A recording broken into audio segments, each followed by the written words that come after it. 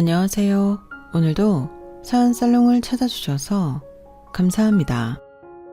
저는 결혼한 지 꼬박 3년 만에 이혼하고 현재는 5살 아들아이를 혼자 키우고 있는 워킹맘입니다. 이혼할 당시 아이는 돌이 지난 지 얼마 되지 않았을 때였는데 그래서 친정 도움을 불가피하게 받을 수밖에 없었어요.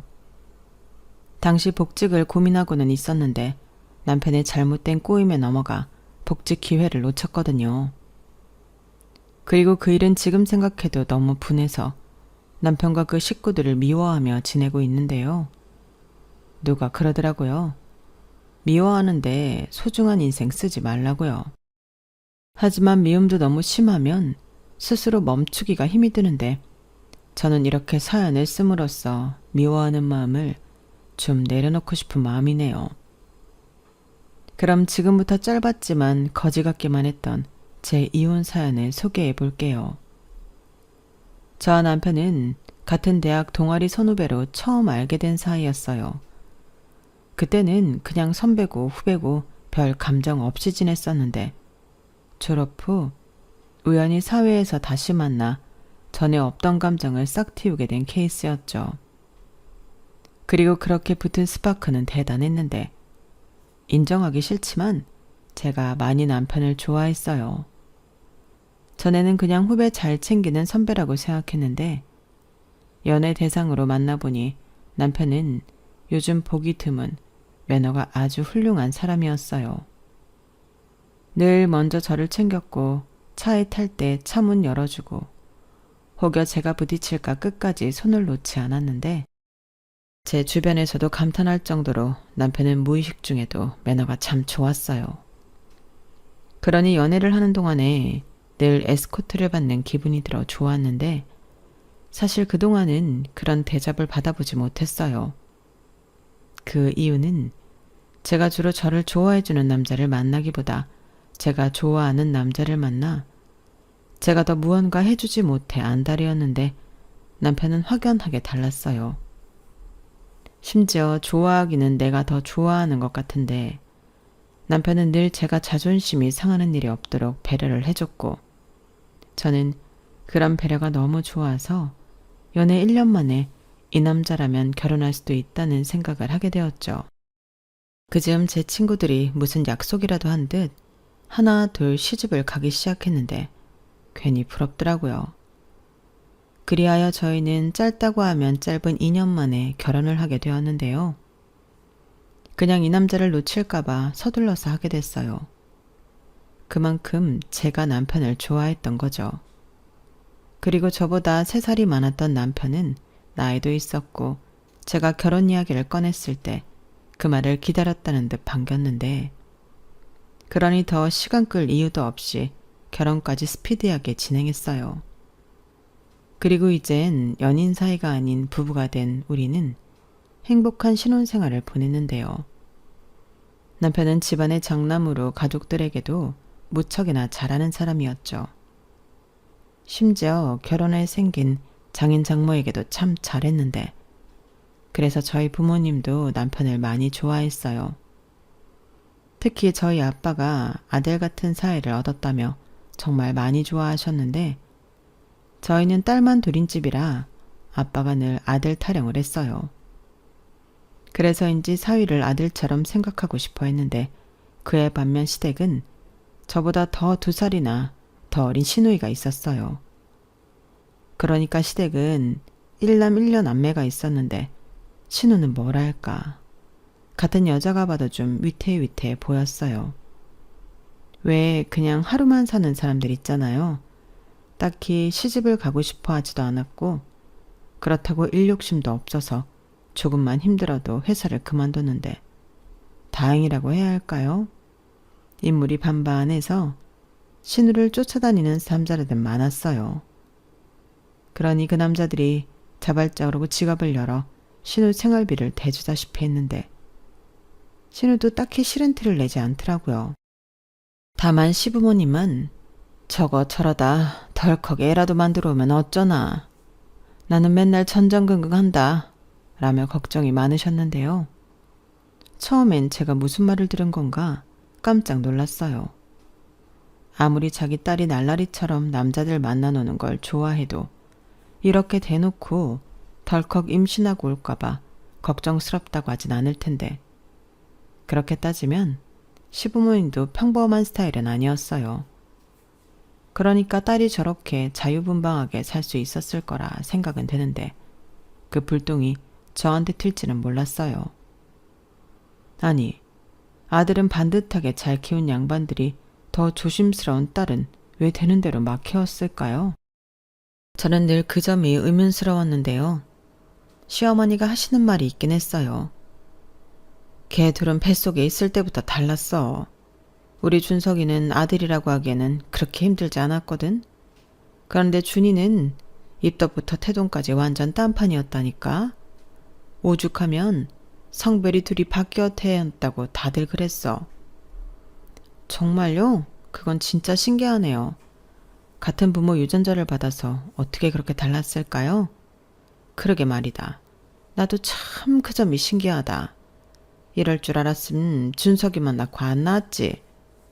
네? 어머니도 참 농담이시죠? 반반이야. 그만큼 그 집에 키우느라고 고생했다니까. 어떤 점쟁이는 그냥 연예인 시키라고 했었는데 지금 생각하면 그게 후회스러워. 저렇게 반란 까질 거 연예인 돼서 돈이라도 잘 벌면 좋잖아. 이효리 있지? 우리 딸이 걔처럼 성공한다고 했어, 그 점쟁이가. 지금 생각해도 아깝네. 저는 시어머니의 말에 그저 어색하게 하하하 웃었어요. 신우가 예쁘장하게 생긴 건 맞지만 그렇다고 외모가 연예인을 할 정도로 뛰어나다고 생각하진 않았거든요. 그리고 얼굴만 예쁘다고 다 연예인 하나요? 노래든 연기든 하물며 진행이라도 할 수 있는 재능이 있어야 하는데 제가 볼 땐 신우는 그냥 예쁘다 예쁘다 칭찬받고 노는 낙으로 사는 사람이었어요. 이렇게 말하면 제가 신우를 질투라도 하는 것처럼 보일까 조심스러운데 제 생각은 그랬다는 거죠. 그러니 시부모님에겐 아들인 남편보다도 딸인 신우이가 늘 앞날이 걱정스러운 아픈 손가락이었는데 그래도 막내라고 남편도 그렇게 시부모님도 신우를 말과 다르게 예뻐했어요. 특히 남편은 지가 오빠고 여동생이라고 나름 용돈도 따로 챙겨주고 갖고 싶은 물건이 있다고 하면 슬쩍 사주기도 한 모양이었죠. 문제는 그게 결혼 후에도 계속되었다는 거였어요. 저희는 정말 신혼기간 동안 너무 행복했거든요. 그런데 신우에 관련된 이벤트가 있는 날이면 저는 좀 신기가 불편했어요. 남편도 그걸 알고 있었죠. 그래서 결혼 전에는 부모 몰래 하던 짓거리를 결혼 후에는 와이프인 저 몰래 하려고 했는데 대부분 돈이랑 연관된 일이라 제가 모를 수가 없다는 게 함정이었어요. 부부가 맞벌이면 아무래도 각자 벌어도 공동재산이라는 인식이 있잖아요. 여기서 네 돈 내 돈을 따지는 것도 웃긴 일이라 대체로 돈 관리는 제가 했는데요. 거기에도 나름의 이유가 있었어요. 신혼집이 제 명의로 제가 산 아파트였거든요. 제가 회사에서 입사 후 재테크에 관심이 생겼어요. 같이 일하던 여자 팀장님이 주식, 코인, 부동산 이런 걸로 재미를 보는 사람이었는데 조금 오바해서 회사는 그냥 놀기만 하면 지루할 것 같아 오는 딱 그런 느낌이었는데 어린 마음에 그 팀장님이 엄청 멋있어 보였죠. 그래서 나도 저런 팀장님 같은 여자가 되고 싶다는 생각을 하게 되었고 창피함도 무릅쓰고 넉살도 좋게 신입인 주제에 팀장님이랑 친해지려 노력했어요. 이유는 단 하나. 재테크 노하우를 배우고 싶었거든요. 사회초년생이 돈이 있어봤자 얼마나 있겠어요. 그러니 적은 금액으로 당장 시작할 수 있는 무언가를 전수받고 싶었는데 처음엔 살짝 귀찮아하는 것 같았지만 제가 진심으로 부탁하고 커피도 알아서 사다 아침마다 세팅해 놓으며 간절함을 보이니 슬쩍슬쩍 알려주시는 것들이 생겼죠. 저는 그때부터 본격적으로 돈에 관련된 경제 공부를 했어요. 소심하게 투자를 조금 해봤는데 거기서 수익이 나니 제대로 도전해보고 싶은 마음이 들었거든요. 그리고 두 번째 목표로 20대에 내 이름으로 된 서울의 아파트를 한 채 사자라는 꿈을 꾸게 되었고, 결혼 직전 저는 신혼집으로 쓸 수도 있다는 부푼 꿈을 안고 집 매매 계약을 했어요. 물론 대출도 조금 받았고요. 그래서 결혼할 때 집은 내가 있고 대출금은 같이 갚기로 했기에 제가 우리 부부의 돈 관리를 하게 되었는데, 그래서 아무리 남편 명의의 통장이라도 저한테 들킬 수밖에 없었어요. 그러니 남편은 티나지 않게 하려고 카드깡을 하거나 자기 카드로 신혼물건을 사줬는데, 아무리 그렇다고 해도 제 손바닥 아니었어요. 제가 남편 카드 사용 내역도 다 체크하고 있었거든요. 물론 남편 몰래 하고 있었기 때문에 본인은 몰랐을 테지만, 남편이 어디에 카드를 긁고 다니는지 저는 궁금했기에 카드 내역을 보는 걸 멈출 생각이 없었죠. 그리고 사용처와 금액이 유달리 튀는 것들은 거의 100% 신우한테 들어간 것들이었는데요. 처음 몇 번은 눈 감아줬지만 카드 대금이 나날이 불어나 저는 말하지 않을 수가 없었어요. 자기야, 자기 카드로 아가씨 뭐 자주 사줘? 카드값이 계속 많이 나와. 사용처도 전부 백화점 아니면 아울렛인데 여긴 언제 갔다 온 거야? 이렇게 물었는데 남편은 화들짝 놀랐어요. 그리고는 기분 나빠하듯 내역까지 확인한 거냐며 정색을 했는데, 제가 그랬죠. 그럼 카드값이 계속 많이 나오는데 내가 확인을 안 해? 도대체 어디에 긁고 다니는 건지 알아야지. 근데 사용처가 자기가 다닐 만한 곳이 아니잖아. 이렇게 말했어요. 사실 제가 이렇게 물으면 남편이 정색하고 뭐라 할 줄 예상했었거든요. 그래서 더 적반하장으로 밀어붙일 요량이었는데, 역시나 남편은 아무 말도 하지 못했어요. 자기도 찔리는 구석이 있으니 강하게 말하지 못했던 거죠. 그리고 제가 선심 쓰듯 지금까지 일은 넘어갈 테니 다음엔 이런 일이 없게 하라고 하니, 남편은 그제야 미안하다고 앞으로는 이런 일이 없는 것은 물론이고 자기가 개인적 돈이 아닌 가족에게 돈을 써야 할 때는 아내인 저와 상의하겠다고 약속했어요. 저는 남편의 그런 약속을 믿었기에 그 일은 그렇게 넘어갔는데, 그래도 좋은 아들, 좋은 오빠는 어디 가지 않더군요. 한 번은 신우가 생일이었는데 아주 이 기집애가 지 오빠한테 제대로 뜯어낼 생각인 건지 자기 생일이라 갖고 싶은 것도 많고 친구들 불러 좋은 데 가서 파티도 하고 싶다며 노골적으로 돈을 좀 넉넉히 달라고 하더라고요. 저는 눈을 동그랗게 뜨고 넉넉히라고 하면 얼마를 말하는 거냐, 남편이 말하기도 전에 나서서 정리를 하려고 했는데, 신우는 굉장히 언짢은 얼굴로 저를 쳐다봤어요. 분명 아무 말도 하지 않았지만 얼굴이 네가 왜 나서냐, 딱 그런 얼굴을 하고 있었죠. 게다가 아들 주머니는 쉽게 생각하던 시어머니도 이런 날 오빠가 동생 챙기는 거지, 너도 참 그렇다. 네가 우리 준석이한테 뭐라고 해서 요즘은 준이 쟤도 지 오빠 찬스도 잘 못 쓴다고 하던데 생일까지 못 챙기게 하려고? 그건 아니지. 라고 나서며 저에게 핀잔을 주셨는데요. 남편은 그게 기회라고 생각한 건지 지갑을 꺼내서 가지고 있던 현금을 모두 신우에게 줬어요. 5만 원짜리가 6장이었는데 기가 막혔죠.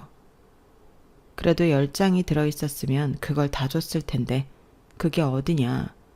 저는 애써 좋았던 분위기를 망칠까 허벅지를 꼬집어가며 참았는데, 30만 원 정도는 오빠가 용돈을 줄 수 있는 거 아니냐 라고 생각하실 수도 있겠지만, 제가 벌써 신우한테 생일이라고 20만 원을 따로 봉투로 해줬기 때문에 저는 그게 지나치게 많다고 생각했어요. 막말로 저희가 월 1,000만 원씩 버는 사람들도 아니고 시부모님도 아닌 신우 생일인데 20만 원이면 충분하다고 생각했거든요. 그런데 제 예상을 깨고 50만 원이나 주게 된 꼴이니 다다음 시어머니 생신날은 어떻게 해야 하는 건지 짜증이 났고, 남편한테 앞으로는 현금을 그렇게 많이 갖고 다니지 말라고 단도리를 했었죠. 저희 남편이 제가 카드 내역을 본다는 사실을 알고 난 이후부터 카드 대신 현금을 쓰기 시작했거든요. 그리고 그걸 알았을 때는 그것도 나쁘지 않다고 생각했는데 제 생각과는 다른 문제가 있었어요. 남편은 늘 지갑에 두둑하게 현금을 뽑아 갖고 다녔는데 따로 기록을 하는 것도 아니라서 어디에 얼마나 쓴지도 모르고 있더라고요. 그래서 계속 저 모양이면 그냥 내가 100만 원씩 한 달 용돈을 주는 게 맞지 않나 고민을 하고 있었는데 당시 남편 월급은 400만 원이 조금 넘었어요. 그러니까 제 기준에는 100만 원도 사실 많이 주는 거였는데 결혼 후 보니 남편 씀씀이가 생각보다 크다는 게 문제였어요.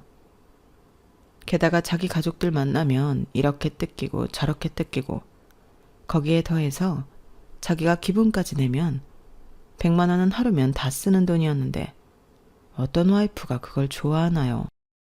당연히 저도 싫었죠.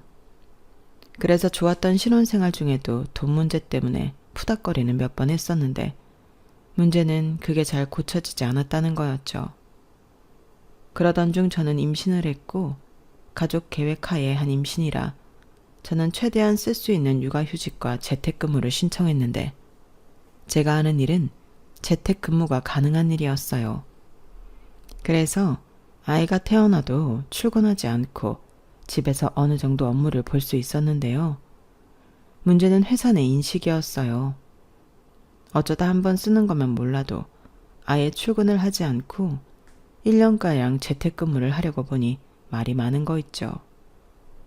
분명 사구에는 최대 1년까지 쓸 수 있는 걸로 되어 있었는데 그냥 보여주기식 규칙이었나 봐요.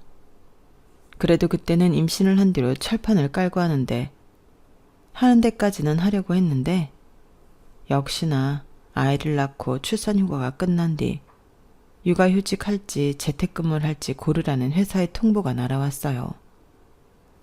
둘 다 순차적으로 쓸 생각이었던 저는 난감할 수밖에 없었죠. 사실 저는 1년은 육아휴직, 1년은 재택근무 후 아이를 어린이집에 보내고 출근직으로 전환할 생각이었거든요. 그런데 그런 제 계획을 꿰뚫어 봤다는 듯 회사는 호락호락하지 않았고 저는 일단 육아휴직을 쓰기로 했어요. 그리고 그 이후 문제는 남편과 상의를 하려고 했어요. 남편은 그때도 제가 하고 싶은 대로 하라며 남일처럼 말을 하는 거 있죠. 그래서 한 번은 짜증이 나길래 그럼 내가 시우 둘까지 육아휴직 쓸 테니까 자기가 시우 어린이집 갈 때까지 육아휴직 써. 자기네 회사도 육아휴직 쓸 수 있잖아. 이렇게 말했죠. 남편은 기겁을 하며 무슨 남자가 육아휴직을 써. 그러다 나 잘려. 이렇게 말했는데 어째 신혼 초반부터 저의 행복은 점점 증폭이 되는 게 아니라 내리막길을 걷는 것만 같았어요. 사실 그건 제 입장에서는 씁쓸한 일이었는데요. 저는 남편과 결혼하면 행복이 2배가 될 줄 알았거든요. 그런데 실상은 엉뚱한 일에 스트레스 받고 남편에게 때때로 서운함을 느끼는 날이 많아졌는데 처음에는 임신해서 호르몬 때문이라고 생각했어요. 하지만 그건 호르몬이 아닌 저의 상식에 기반한 가치관이었고 가족을 위한다는 게 내가 아닌 시댁 식구들이라는 생각에 불만이 무서운 속도로 쌓이고 있었어요. 아, 이래서 남편을 남의 편, 그냥 시댁 편이라고 하는 건가? 그런 생각이 들었는데 제가 막달이 되어 본격 출산휴가와 육아휴직에 들어갈 즈음 놀라운 소식이 들려왔어요. 아니 글쎄 무슨 일이 있었는지 남자친구가 없어서 외롭다고 푸념하던 신우가 갑자기 결혼을 한다는 거예요. 그 사실을 가족 중 제가 가장 늦게 알았는데 남편은 벌써 매제가 될 남자도 밖에서 따로 만나봤다며 저더러 직업도 7급 공무원이라 안정적이고 성품도 괜찮은 사람이라며 저한테 신우 예비신랑 자랑을 늘어놓더군요. 하지만 아무리 생각해도 이상하기만 했던 저는 남편에게 근데 아가씨는 지난 명절까지도 가족들한테 만나는 사람 없다고 했잖아. 연애도 아니고 결혼? 그럼 그 남자랑은 얼마나 만난 거야? 혹시 아가씨 애라도 가진 거 아니지? 라고 물었어요. 역시는 역시였어요. 나이트클럽에서 만난 남자와 하룻밤의 불장난으로 두 사람은 결혼까지 하게 된 거였는데 예전 시어머님이 걱정하던 일이 현실로 벌어진 거죠. 그리고 그 상대 남자는 술김이라 기억도 잘 나지 않는다고 하더군요. 시부모님이 그딴 말이 어딨냐고 그 남자가 일하는 관공서까지 쫓아가 뒤집어 놓고 왔다고 했어요. 그러니 그 남자가 공무원인 것도 그렇고 당연히 그런 소란 같은 게 위에까지 보고가 되어 문제가 되었나 보던데 또 저희 시어머니가 원래 은근 협박을 잘하는 스타일이라 그 남자가 어지간히 괴로웠을 거라 짐작이 되었죠. 그리고 시어머니는 계속 자기 딸 인생 망쳐놓고 네가 공무원질을 계속할 수 있을 것 같냐며 대한민국 어디서도 공무원질 더는 못하게 개망신을 시켜주겠다고 제대로 협박을 한 모양이었어요. 결국 그 남자는 울며 겨자 먹기식으로 신우한테 깨어 장가를 가게 되었어요. 거기에 사돈이들 그 집 부모님도 당신 아들이 책임질 일을 했으니 어쩔 수 있냐 알겠다며 내키진 않지만 아이를 가진 신우를 며느리로 삼기로 한 그런 분위기 같았죠. 결혼식 때 보니 그쪽 시어머니는 신우를 별로 좋아하지 않는 게 저까지 느껴질 정도였어요. 그러니 아무리 천하의 분위기 파악 못하는 신우도 그런 시어머니의 눈치는 보는 것 같았는데 그 결혼식장에서 입이 찢어지게 좋아하는 사람들은 남편과 시부모님밖에 없었어요. 그도 그럴 게 우리 쪽 친척들도 놀기만 좋아하는 신우가 무슨 재주로 9급도 아닌 7급 공무원을 낚았냐며 감탄을 자아냈는데 시부모님은 그 모습에 더 어깨가 으쓱하신 것 같았어요. 그런데요.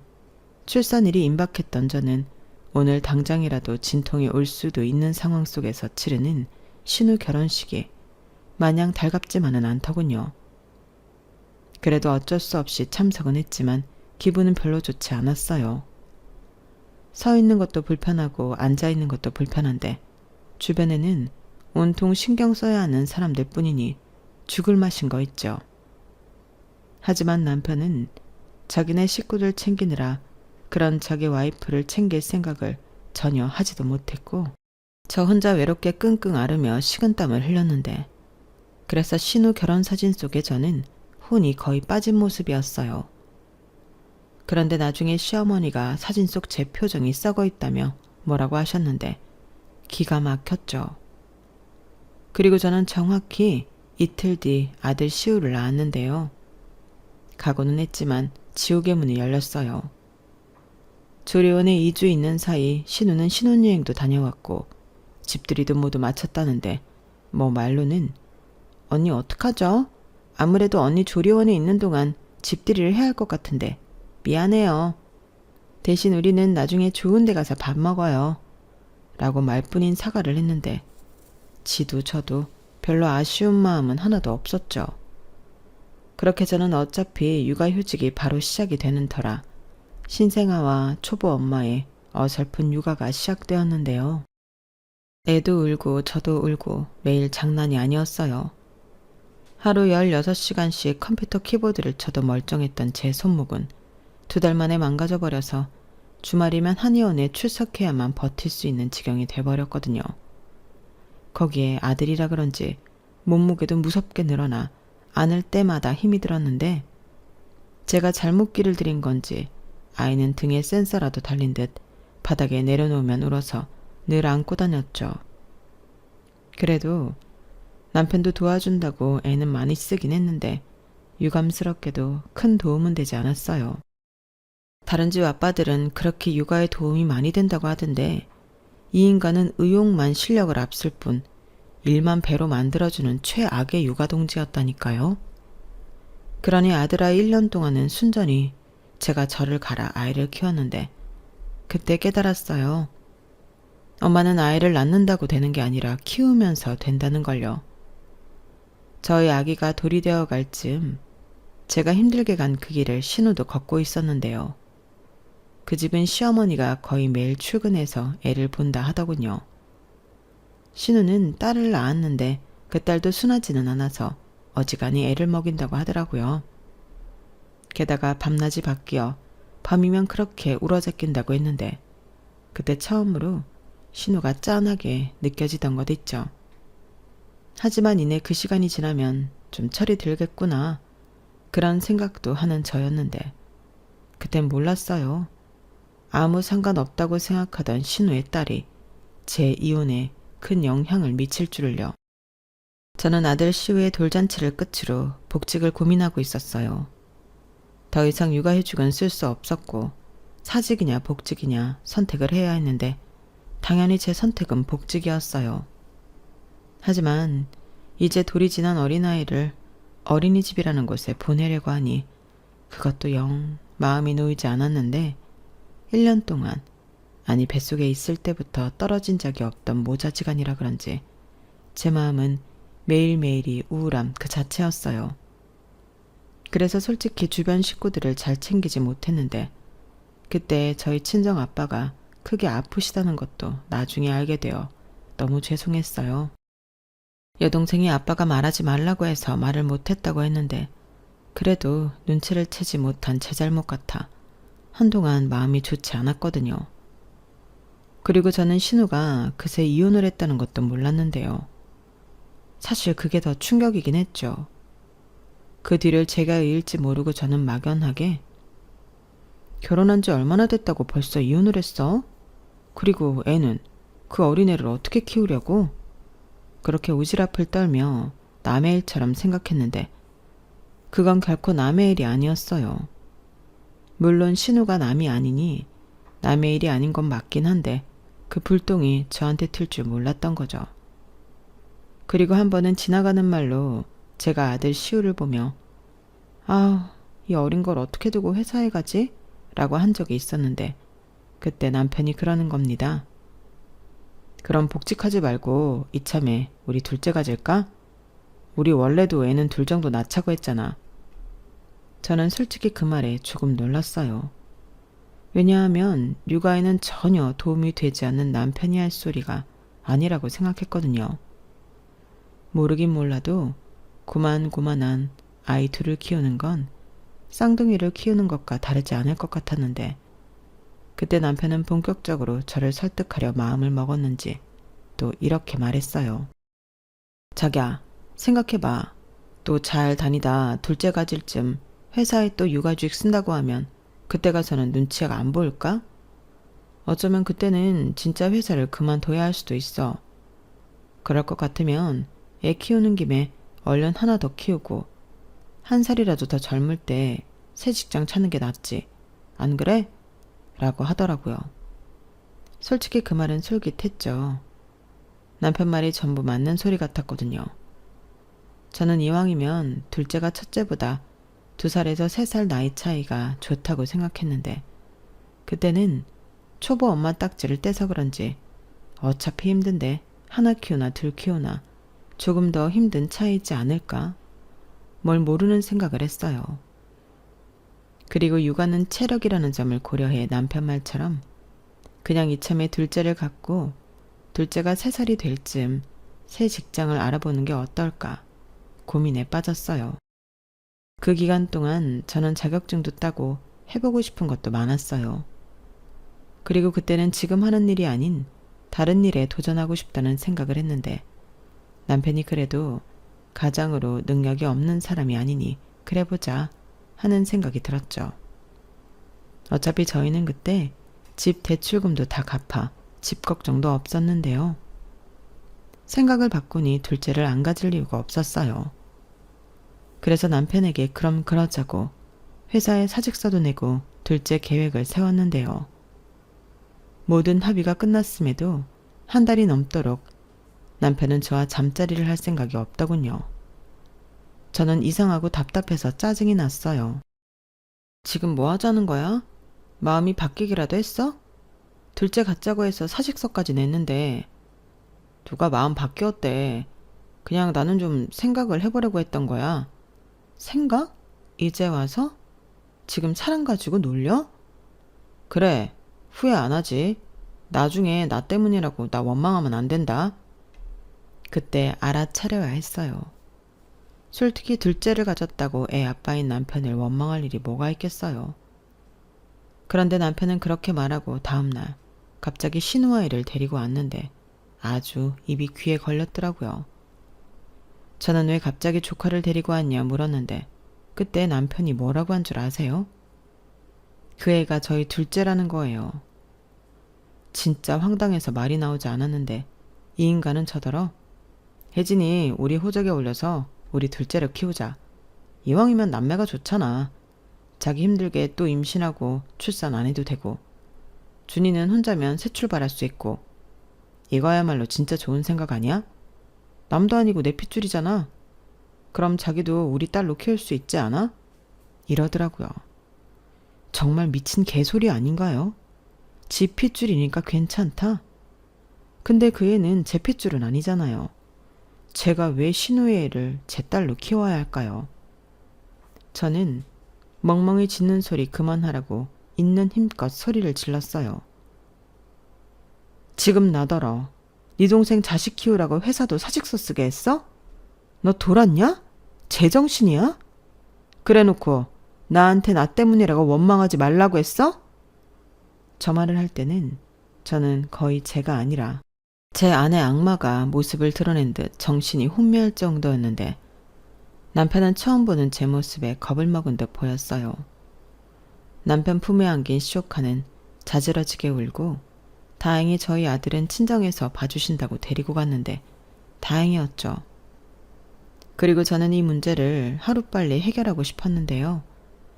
저는 제가 이렇게 정색을 하면 남편이 알아서 꼬랑지를 내리고 잘못했다고 빌 줄 알았어요.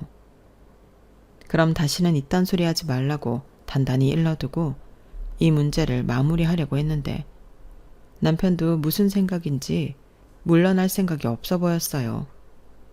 그래서 문득 궁금해지더라고요. 그래서 남편에게 물었어요. 그 애를 우리 호적에 올리면 아가씨는 자기 애 없이 살 수 있대? 설마 자기 동생이 그렇게 해달라고 했니? 자기 새 출발하게? 저는 거의 악에 바쳤기 때문에 거의 악을 쓰듯 그렇게 남편에게 물었어요. 그러자 남편이 잠시 우물쭈물 하는 듯 했는데 신우가 이혼을 한 이유가 있었더라고요. 저는 둘이 뭔가 안 맞아 이혼을 한 줄 알았는데 신우는 일방적으로 이혼을 당한 거였어요. 그 이유는 신우가 낳은 아이가 매제의 친딸이 아니었기 때문이었는데 아무리 애기라고 해도 생긴 것도 닮은 구석이 없었고 혈액형도 낳을 수 없는 혈액형이라 남편이 유전자 검사를 신우 몰래 한 모양이었어요. 그리고 자기 친자식이 아니라는 걸 알고 그날부로 신우에게 이혼 소송을 걸고 자기 결혼으로 위자료 청구까지 했다는 것 같았는데 신우가 돈이 있을 리가 없었죠. 그래서 남편이 저 몰래 신용대출을 받아 신우의 위자료를 대신 내줬다는데 사람이 너무 어이가 없으니까 웃음이 절로 나오는 거 있죠. 저는 거의 실성한 사람처럼 웃었어요. 그리고 이렇게 된 거 지금 다 까라고 나중에 나오면 나도 네가 나 속인 걸로 이혼 소송 걸겠다 하니 남편은 신우 결혼할 때도 자기 상여금을 빼돌려 신우 결혼 비용에 보탰다고 했는데 안 그래도 제가 상여금 나올 때가 한참 지났는데 올해는 왜 안 나오냐고 물은 적이 있었거든요. 그런데 그 돈을 저랑 상의도 없이 홀랑 신우 밑으로 털어 넣었다는데 더 들을 것도 없었어요. 저리 자기 동생을 너무 사랑해 자기 인생도 자기 돈도 다 갈아 넣겠다는 남자를 제가 어떻게 감당하나요?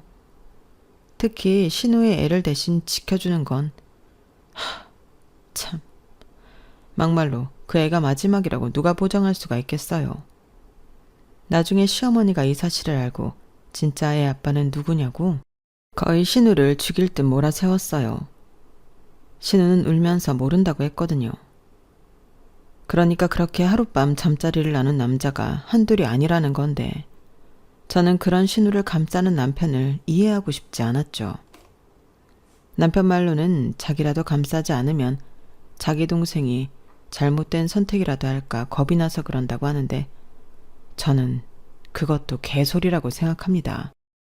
그럴 용기가 있는 사람이면 충분히 자기 아이 책임지고 살 수 있죠. 그런데 이렇게 자기 오빠 편에 자기 자식을 떠맡는 사람이 무슨 마음가짐으로 그런 어마무시한 결심을 하겠어요. 물론 남편은 자기 동생은 무조건 아니고 자기가 자기 동생 인생이 하도 가여워 조카라도 걷어주려 했을 뿐이라고 했는데 저는 믿음이 영 가지 않았죠. 또 설령 그게 사실이라고 해도 더 싫으면 싫었지 마음이 바뀌지 않았는데요. 저는 하나하나 양파가 까지듯 남편이 저를 속였다는 사실에 이혼을 결심했거든요. 솔직히 이런 상황에서 이혼하지 않으면 제가 등신 아닌가요?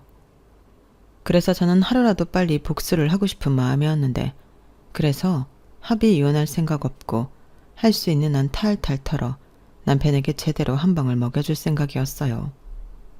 어차피 사직서도 써서 시간도 많고 퇴직금도 들어와 돈도 있었는데 시간과 돈 있는 여자가 복수를 다짐하면 얼마나 무서운지 알려주고 싶었다랄까요.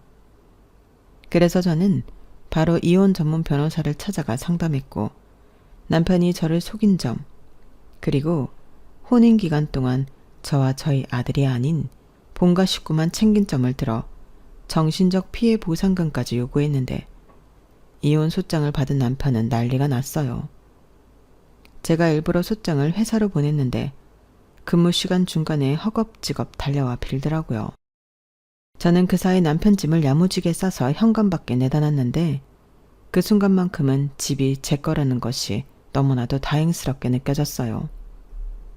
남편은 자기가 생각이 짧았다고 신우애를 호적에 올리자는 건 취소하겠다고 하면서 이후부터는 신우와 거리를 두겠다고 했는데 저는 걔가 똥을 끊지 오빠가 어떻게 동생을 멀리하겠냐고 그냥 나랑 멀어지자고 했죠.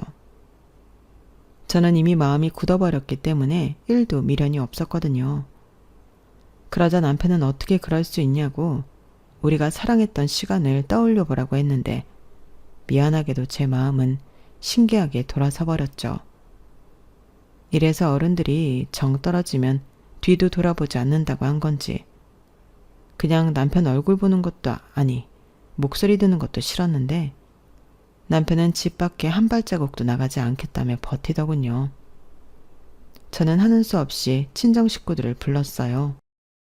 아빠는 아프시니까 오지 말라고 했는데 이번 일로 저희 아빠도 화가 많이 나셨는지 큰아빠, 삼촌 죄다 끌고 오셨는데 저희 친정 아빠부터 친가 식구들이 운동을 한 사람들이라 몸도 좋고 힘도 세거든요. 그래서 남편은 저항도 제대로 해보지 못하고 거의 맥없이 짐짝마냥 번쩍 들려서 쫓겨나게 되었어요. 저는 그 길로 비밀번호도 바꿔버렸어요. 그뿐만이 아니라 계속 집에 찾아와 사람 귀찮게 할 것 같아서 아들 시우 데리고 친정으로 갔는데요. 남편도 어쩔 수 없이 변호사 선임의 소송을 벌였죠. 남편은 끝까지 이혼은 원하지 않는다는 주장을 펼쳤는데 저는 또다시 남편의 지나친 가족 사랑으로 피해를 볼 것이 무서워 더는 결혼 생활을 지속할 수 없음을 호소했어요. 그리고 남편이 저 몰래 돈까지 신우한테 썼다는 점도 용서가 되지 않는다고 했는데 결국 판사님은 제 손을 들어주셨죠. 대신 집 대출금을 남편도 같이 상환한 부분이 있으니 남편이 저 몰래 시댁 가족에게 돈을 해주는 건 더는 물을 필요가 없다고 했는데 대신 양육권은 저희가 있으니 저희 아들이 성인이 될 때까지 양육비 100만 원을 매달 지급하게 되었어요. 그에 반면 피해 보상금까지 바라는 건 과하다는 판결이었어요. 그건 저도 어쩔 수 없었죠. 대신 남편이 몸만 집에서 나가고 매달 양육비를 지급한다는 점을 들어 그냥 거기서 이혼 재판을 마무리 지었는데 남편은 끝까지 제 바지가랑이를 붙들고 매달렸어요. 그러게 이럴 걸 왜 그런 강 큰 생각을 했는지. 저는 남편 손에 잡힌 제 바지가랑이를 힘껏 잡아 뺐는데요. 저도 한번 마음먹으면 하는 타입이거든요. 그러자 이번에는 시부모님과 신우까지 찾아와 잘못했다, 미안하다, 돌아가며 저를 붙잡으려 했는데 시부모님은 아무래도 제 아들 때문에 그랬던 것 같더군요. 자기네 데릴 장손인데 제가 데리고 간다고 하니 난리가 난 거예요. 그래서 내 아들한테 그러지 말고 신우가 낳은 손주한테 그러시라고 이젠 남편까지 돌려드리니 온 가족이 신우 애를 잘 키워보라고 했는데요. 제 말이 좀 약이 올랐나 봅니다. 시어머니가 갑자기 자기 옷을 막 벗고 머리도 풀고 쌩 난리가 났는데 사람들이 다 쳐다보고 난리도 아니었어요. 아마 속아서 결혼까지 한 공무원이었던 전 심해부한테도 저런 모습으로 협박을 한 거였겠죠. 하지만 저는 그 모습에 쫄지 않고 바로 112에 신고를 했는데 역시 경찰을 부르니 언제 그랬냐는 듯 다시 옷을 주워 입고 멀쩡한 사람으로 돌아오더군요. 정말 어이가 없었어요. 하지만 그 추태를 본 사람이 어디 한두 사람인가요? 결국 시어머니는 경찰서에 가게 되었고 2번 다시 또 저를 위협하면 그때는 접근 금지 신청을 할 수 있다고 친절하게 알려주셨는데 그 소리는 또 무서웠나 봐요. 다행히 그날 그 난동 이후 그 집 사람들은 저한테 연락도 하지 않고 찾아오지도 않게 되었는데 남편만 양육비 보낼 때 비굴하게 매달릴 뿐이었죠. 하지만 저는 지금까지도 그 어떤 메시지에도 답장을 해준 적이 없었는데 아들 시우가 보고 싶다고 해도 저희 엄마가 아들애만 데리고 나가 보여줄 뿐이었어요. 그리고 저는 살던 집을 팔고 친정으로 들어갔는데요. 아무래도 제가 일을 하려면 아이를 봐줄 사람이 필요하니 어쩔 수 없었죠. 그리하여 못난 자식 때문에 저희 엄마가 다니던 회사도 그만두고 아이를 맡아주시게 되었어요. 엄마는 아빠도 돌보고 저희 아들도 돌보고 고생을 많이 하셨어요. 그래서 하루라도 빨리 취직하려 열심히 발로 뛰고 노력했는데요. 다행히 취직은 금방 됐죠. 전에 다니던 회사에서 친하게 지냈던 팀장님이 소개해준 곳이 있었거든요. 정말 저한테는 은인과도 같은 분이신데 지금까지 그 회사를 아주 잘 다니고 있습니다. 제가 전에 다니던 회사에서는 조금 실망하고 다른 일을 하고 싶어 했다는 걸 안 팀장님이 새로운 도전을 할 수 있도록 좋은 곳을 소개해 주셨거든요. 그 덕에 저는 참 바쁘게 살 수밖에 없었는데 마음은 늘 신나고 행복했어요. 그리고 연봉도 전에 다니던 회사보다 많이 받았는데 월급의 절반 이상은 전부 엄마에게 드렸죠. 아무래도 제가 지금 가장 고맙고 신세지는 사람이 엄마인지라 저는 엄마의 잃어버린 월급을 찾아주고 싶었어요. 물론 엄마는 됐어. 내가 뭐 남도 아니고 내 손자 보는데 무슨 돈을 받니? 라고 했지만 저는 따박따박 엄마 통장에 돈을 보내드리고 있고 엄마가 잘 키워준 덕에 저희 아들을 건강하고 사랑스럽게 잘 크고 있답니다. 전에 살던 아파트를 팔 때 집값이 꽤 올라 차익도 봤는데 그래서 작년에 친정 바로 옆 아파트로 이사도 갔어요. 아무래도 저녁 시간만큼은 엄마가 푹 쉴 수 있도록 우리가 나가는 게 좋을 것 같았는데 아빠가 잘했다고 하더라고요. 다행히 아빠도 지금은 많이 건강이 호전되어 이젠 예전처럼 2분이 산책도 나가고 주말엔 가까운 곳에 나들이도 나가곤 하는데 부디 제가 더 열심히 벌어서 많은 효도를 할 수 있도록 저희 부모님이 오래오래 건강하셨으면 좋겠어요. 제 동생은 저를 보더니 결혼할 생각이 전혀 없다며 지금은 독일에 가서 공부와 일을 병행하고 있는데 본보기를 보여줘야 할 언니가 나쁜 영향을 끼친 건 아닐까 미안한 마음도 있지만 자기 인생 멋지게 살고 있는 동생 모습을 보면 아이러니하지만 제가 잘한 것 같은 기분도 드는데 어찌됐든 동생이 원하는 행복을 누렸으면 좋겠네요. 아울러 자기 가족만 끔찍했던 남편과 딸 하나 잘못 둬서 골치 아픈 그 집구석이 사는 동안 내내 소란스럽길 바라며 제 이야기는 여기서 마무리하도록 하겠습니다. 혹 제가 좀 지나쳤다 생각하시는 분들도 계실 수 있을 것 같아 사족을 좀 붙이자면 저는 그냥 그런 생각을 하는 남자랑 사는 게 싫었어요. 그게 이유라면 저에겐 진짜 큰 이유인데 저는 제 선택을 후회하지 않습니다. 사실 후회할 게 하나도 없거든요. 회사 생활도 더 나아졌고 경제 사정도 더 좋아졌는데 제가 무엇을 후회하겠어요? 다만 우리 아들이 아빠 없이 자라 상처받고 힘든 일이 생길까. 그 점이 가장 큰 걱정거리인데 앞으로 제가 아빠 몫까지 더 열심히 살아야죠. 엄마는 강하다고 했으니 제 아들을 위해 진짜 강한 엄마가 되어보려 합니다. 그러니 저더러 잘했다 칭찬 많이 해주세요. 칭찬을 받으면 진짜 힘이 많이 날 것 같거든요. 그럼 이상 제 사연은 여기서 줄이겠습니다. 지금까지 제 이야기 귀 기울여 주셔서 감사드리고요. 항상 건강하시고 매일매일 행복하세요. 여러분들의 행복을 기원하면서 저는 이만 물러가겠습니다. 안녕히 계세요. 여러분, 사연 댓글에 응원과 현명한 조언 부탁드려요. 좋아요와 구독은 저에게 큰 힘이 됩니다. 오늘도 좋은 일 가득하세요.